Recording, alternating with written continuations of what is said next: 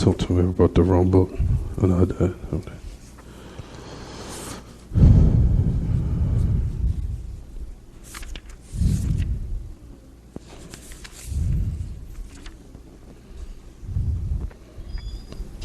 No. Alhamdulillahi wahdahu wassalatu wassalam ala man la nabiyya ba'dahu wa ala alihi wa sahbihi wa man tamassaka bi sunnatihi ila yawm ad-din wa sallama tasliman kathira amma ba'd. We continue in the explanation Bulugh al-Maram, the chapter of Siyam, by the illustrious scholar Ahmad ibn Ali ibn Hajar al-Asqalani rahimahullah, who died 851 after the hijrah of Mustafa alayhi salatu wassalam. We will explain the hadith of Abu Hurraira radiyallahu anhu ardah, the hadith in which the Prophet ﷺ mentions, مَنْ لَمْ يَدَعْ قَوْلَ الزُّورِ وَالْعَمَلَ بِهِ وَالْجَهَلِ فَلَيْسَ لِلَّهِ حَاجَةٌ فِي أَنْ يَضَعْ طَعَامَهُ وَشَرَابَهُ. Whoever doesn't leave off statements of evil and also actions of it, and also jahl. We said that the meaning of jahl here doesn't mean adam al-ilm, doesn't mean lack of knowledge. Meaning here is adam al-hilm, the one being unforbearing, whereas he retaliates or he acts in a very evil, offensive manner while he's fasting. So the meaning of jahl here is not ignorance. The meaning of jahl here is acting in a very evil, and if you want to say reprehensible, or a very evil or obscene manner. So we said in regards to this hadith, that we said that the Prophet ﷺ mentioned and said that in regards to the person who does this, that it's while a person is fasting, that it's incumbent upon a person to observe being very tranquil and serene while he's fasting, and not to indulge in retaliation. If one was to try to offend him, not to retaliate in a similar fashion, in which is the same level of ignorance in which the person brought to you. Rather, it's incumbent upon one to have his back like water and it falls off, and not to be impulsive and quick to retaliate if one was to deal with you in a very vile or insulting manner.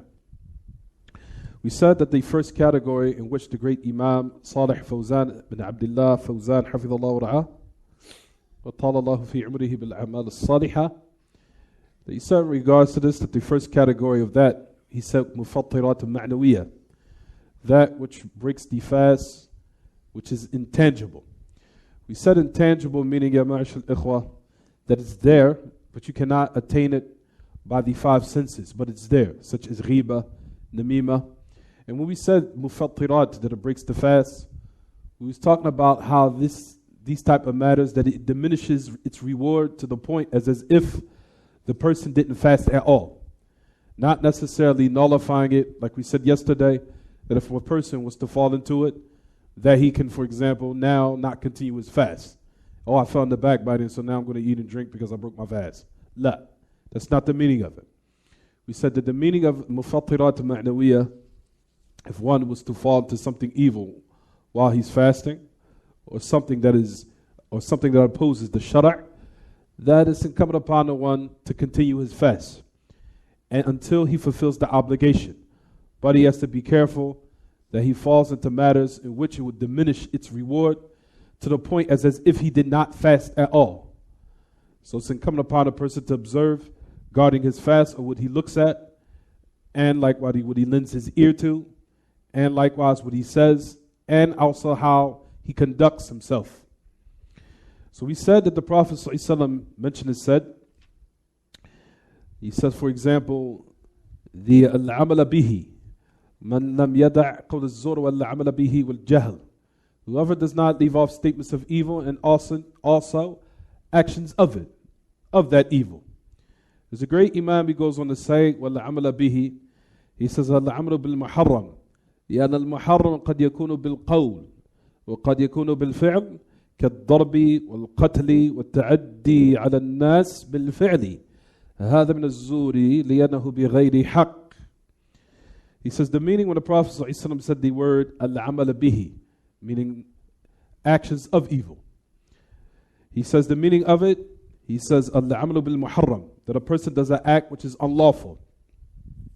And we said last Friday that Ibn Rajab al-Hanbali, that he mentioned in his book called the Ta'if al-Ma'arif, that he said that a person that just observes fasting by abstaining from food and drink alone, however, he still commits acts of evil, that which is unlawful, while he's fasting. And he does this in the month of Ramadan or while he's fasting generally, but especially in the month of Ramadan. He's just observing or he's abstaining from food and drink, but he is not abstaining from all those other acts that are unlawful. But we know that the asl of eating and drinking is permissible. He said they're just acts that temporarily become unlawful upon the one to test him, to see if he's going to fear Allah Ta'ala in that particular time. He said if these things are in his origin are mubah, or they're natural, and also likewise they're halal, he says what about the acts which are unlawful while for a person is fasting? It's even coming upon him to really stay away from what? Those acts. He says also likewise a person just abstains from food and drink and he's still committing unlawful acts while he's fasting. He says the example of the person that draws close to Allah by nawafil, by those voluntary acts, by not leaving off the one, he draws close to Allah subhanahu wa ta'ala by performing voluntary acts, and he left off the obligatory ones. He said this is the example of the person that what? Does this. He fasts, abstains from food and drink, but he doesn't want to abstain from those what? Those unlawful acts. It's as if you draw close to Allah by something voluntary, by leaving off that which is what? Obligatory. For example, zina, so coming upon you to leave it off all around the years, not just Ramadan, all around the year. But however, food and drink is only what? It's only temporary. It's only for a temporary time. But as far as, for example, indulging in khamr or drinking intoxicants or riba and namima, all these things are impermissible all throughout the year without an exception. So we said, Ya ma'ashal ikhwa, he says, so a person while he's fasting, he said it's incumbent upon one to abstain from statements of evil and also actions of evil. For example, hitting, killing, attacking people, transgressing against them by action. He said all this is from zur, all this is from evil. He says because it's not done justifiably, of course. He says as far as the statement of the Prophet ﷺ, wal jahl, and he said the meaning of jahl here is a safa, meaning not to be forbearing. He says فَلَا يَسْفَهُ الصَّائِمْ بَلْ يَكُونُ حَلِيمًا وَقُورًا فَالْجَهْلُ الْمُرَادُ بِهِ هُنَا السَّفَهُ وَعَدَمُ الْحِلْمِ. Notice he said exactly what I said, وَعَدَمُ الْحِلْمِ. كما قال الله تبارك وتعالى إنما التوبة على الذين إنما التوبة على الله للذين يعملون السوء بجهالة. Verily tawbah, Allah تبارك وتعالى accepted from those who do evil بجهالة. Bijahala, meaning that the meaning of jahl here is not the lack of knowledge. The meaning of ignorance here is not lack of knowledge. The meaning of jahl here is not being forbearing. He said, فَإِنَّ الَّذِي لَا يَعْلَمُ لَا يُؤَاخَذْ وَلَكَ الْمُرَادُ بِالْجَهْلِ هُنَا السَّفَهُ. He said the ayah which is in Surah An-Nisa, where Allah subhanahu wa ta'ala says, verily tawbah is upon the one, Allah subhanahu wa ta'ala accepted from the one who does evil out of jahala. So the meaning of jahala here is that you had knowledge of what you were what? You had knowledge of what you were doing. But however, in this particular moment, you were being unforbearing. Rather, you had knowledge of it, and you still did something what? Evil. So Allah Ta'ala accepted, of course, if He does or fulfills the proper conditions for it. He says this is just an explanation to show that jahl can also mean what? Not being forbearing. That it can be upon knowledge, but you're not doing it not doing it in a manner where you're ignorant. You have knowledge of it, but however, you're not being forbearing. He said this is another meaning of what? Of jahl in the Arabic language. He said because a person doesn't know, in most cases he's not what? Held accountable if he doesn't know. He says so the intention behind jahl here is what they call safa, foolishness. He says for safa yunafi siyam. He says of course safa, or acting in a foolish manner, it contradicts fasting. And it does not befit the one fasting. He says he does not indulge in being foolish with those who are foolish. لا يليق بالصائم يسفها مع السفهاء. It's not befitting that the one acts foolish with those who are foolish. He says rather he abstains, or he stays away from that. He says, so the meaning of while a person is fasting, there's also athar on Jabir ibn Abdullah radiallahu anhu, where he mentioned and said, in regards to the person is fasting, he says, فَإِذَا كُنْتُ صَائِمْ, he says, فَلْيَصُمْ سَمْعُكْ وَبَصَرُكْ سَمْعُكْ وَبَصَرُكْ عَنِ الْمَحَارِمِ وَدَعْ أَذَى الْخَادِمِ وَلْيَكُونُوا عَلَيْكَ السَّكِينَةُ وَالْوَقَارُ يَوْمَ صِيَامِكَ وَلَا تَجْعَلْ يَوْمَ صِيَامِكَ وَفِطْرِكَ سَوَاء. This is the author of Jabir ibn Abdullah radiallahu anhu, where he mentioned and said, he says, if one of you are fasting, فَلْيَصُمْ سَمْعُكْ وَبَصَرُكْ وَلِسَانُكَ عَنِ الْمَحَارِمِ. فَلْيَصُمْ سَمْعُكْ وَبَصَرُكْ عَنِ الْمَحَارِمِ وَدَعْ أَذَى الْخَادِمِ وليكن في يوم صيامك الوقار والسكينة يوم صيامك ولا تجعل فطرا أو يوم صيامك وفطرك سواء. He says, if one of you are fasting, then let his ears fast, and let his eyes fast, and let his tongue fast. Let his eyes fast, and let his ears fast, and let his tongue fast from that which is unlawful. He said, فَلْيَصُمْ سَمْعُكْ وَبَصَرُكْ وَلِسَانُكْ عَنِ الْمَحَارِمِ. He says, and leave off those, دَعْ أَذَى الْخَادِمِ. And then another narration says, وَدَعْ أَذَى الْجَارِ. There's one narration of Jabir ibn Abdullah that he said, leave off harming the one who is what? Aiding you or helping you, or those who are in your company. Leave off harming them. There's another narration of Jabir ibn Abdullah where it says, وَدَعْ أَذَى الْجَارِ. Leave off harming your neighbor. He says, let it be on the day while you're fasting, tranquility and being peace and at ease and that serenity. Let them have those characteristics. He says, and do not make the days while you're fasting and the day when you're breaking it, do not make it equal. So you notice that Jabir ibn Abdullah radiallahu anhu, that he mentioned a statement where he says that one should observe letting his ears fast, his sight fast, and his tongue fast from that which is unlawful, and leave off harming the people. And we know the Hadeeth of Abu Hurraira radiallahu anhu, where the Prophet also mentioned and said, he says, As-sawmu junnah, فَإِذَا كَانَ يَوْمُ الصِّيَامِ أَوْ صَوْمِ أَحَدِكُمْ فَلَا يَرْفُثْ وَلَا يَصْخَبْ وَإِنْ سَابَّهُ أَحَدٌ أَوْ قَاتَلَهُ فَلْيَقُلْ إِنِّي صَائِمٌ, to the narrations. We know. But the Prophet said that fasting is a shield, that it protects you. And if it's the siyam of one of you on his day, he says, فَلَا يَرْفُثْ فَلَا يَرْفَثْ وَلَا يَصْخَبْ.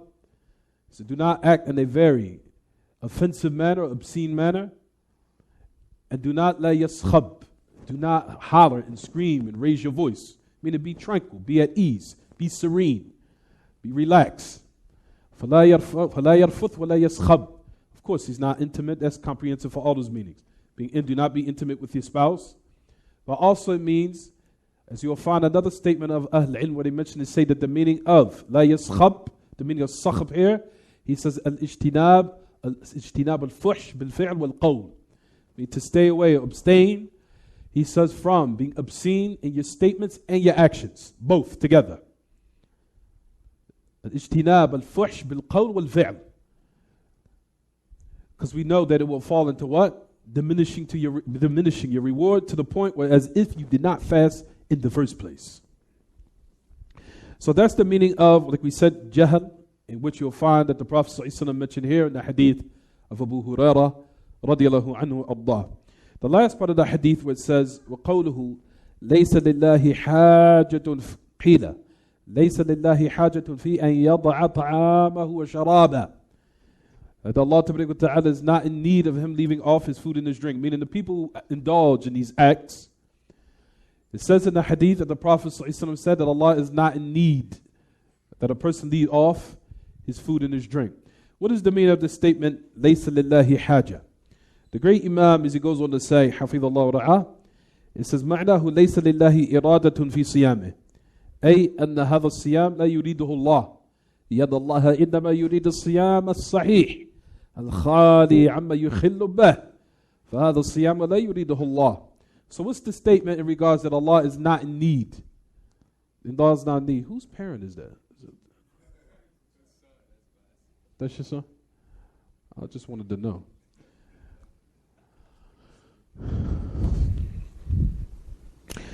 What is the meaning of the statement when the Prophet ﷺ said that Allah is not in need of one leaving off his food and drink?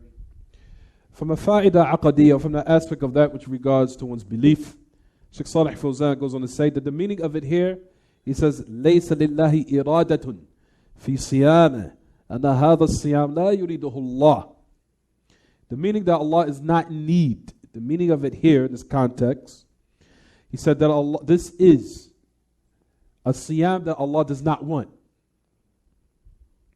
This is a type of fasting that Allah does not want. Meaning, Allah Ta'ala does not want this type of fasting. He says rather He wants the correct siyam that is empty and free of what? That which infringes upon it. That which infringes upon it. What infringes upon a siyam? Evil statements, evil actions, evil speech, acting in a very evil manner, obscene manner, to the end of it. Right, everyone? He says, La hajata lillahi fi, that Allah have no need in it, meaning that Allah does not want it, and Allah is not pleased with it. He says, وَإِلَّا فَاللَّهُ جَلَّ وَعَلَى لَيْسَ بِحَاجَ إِلَىٰ عِبَادِهِ وَلَا إِلَىٰ أَعْمَادِهِمْ اللَّهُ غَنِيٌّ عَنْ عِبَادِهِ لكن المراد هنا ليس لله حاجة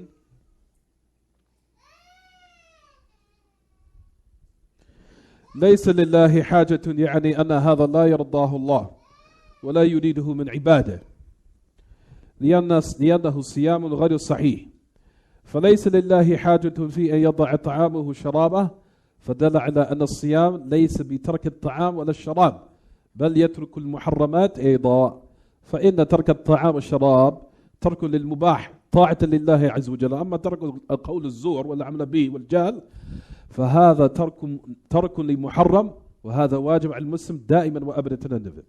So the end of it, what he says here, Hafidullah, he says, so the meaning of it here when he says that Allah is not in need, meaning that Allah is not pleased with the siyam, nor does He want it from His slaves. The siyam is not what? It's not correct. So Allah Ta'ala is not in need of one leaving off his food and drink is an indication, of course, that fasting is not just from leaving off what? Of leaving off food and drink. He says rather leaving off those forbidden, those unlawful acts also. For verily leaving off food and drink, he says is leaving off something that's natural, out of obedience for Allah, something that's done temporarily, for a temporary appointed time. He says, however, leaving off statements of evil and actions of it, and also not being forbearing, this is leaving off something that's unlawful. And this is obligatory upon a Muslim always and forever, all throughout the year. Leaving off what's unlawful is a duty and obligation and a priority upon a Muslim in his fasting or when he's not fasting. He says, for siyam tarkuhu wal-ibti'adi anhu awjab wa akad. So leaving off these forbidden and evil acts and abstaining from it, he says it is verily that is what is emphasized and that which is an obligation. We'll stop here. هذا وصلى الله وسلم وبارك على نبينا محمد وعلى آله وصحبه وسلم.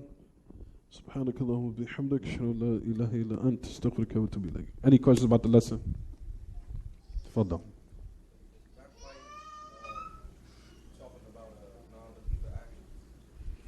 Say it again.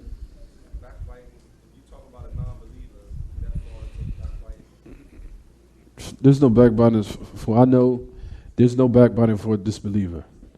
However,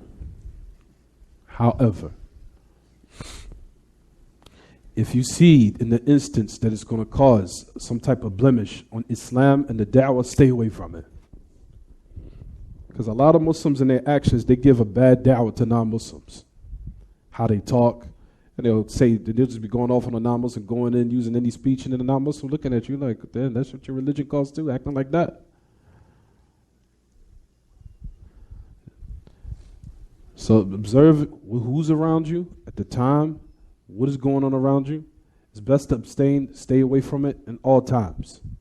If you're amongst your wife or somebody or brother you conversing with, that's something different. This how I can, this non-Muslim guy do my job. Oh my goodness, this guy's getting on my nerves. You understand? You just by yourself alone. It's something different. But as far as non-Muslims that's around you, they're looking at your actions, they're looking at your speech, they're looking at how you conduct yourself. If you conduct yourself in that manner, you make and give bad da'wah to the non-Muslims. And it'll be a reason for them not accepting Islam, and it'll be a reason for them to say, that's the reason why I don't want to be Muslim, because of that, how he acts, or how he and she acts. They wild, buck wild. Look at them holy clothes they wear, and they still act crazy. Wearing a bunch of holy clothes, and they and then you look at their behavior, it's totally in contrast to what they're wearing. It's the truth. How we act is supposed to agree with our clothes, and our clothes are supposed to agree with also our actions. I mean, what we say and how we conduct. Both. It's supposed to agree with each other. And that goes for our sisters, too. Sisters wear overhead abayas, and then she gets into a gathering, and they hear a mouth. They be like, whoa. That mouth you going totally contradicts to how you dressing.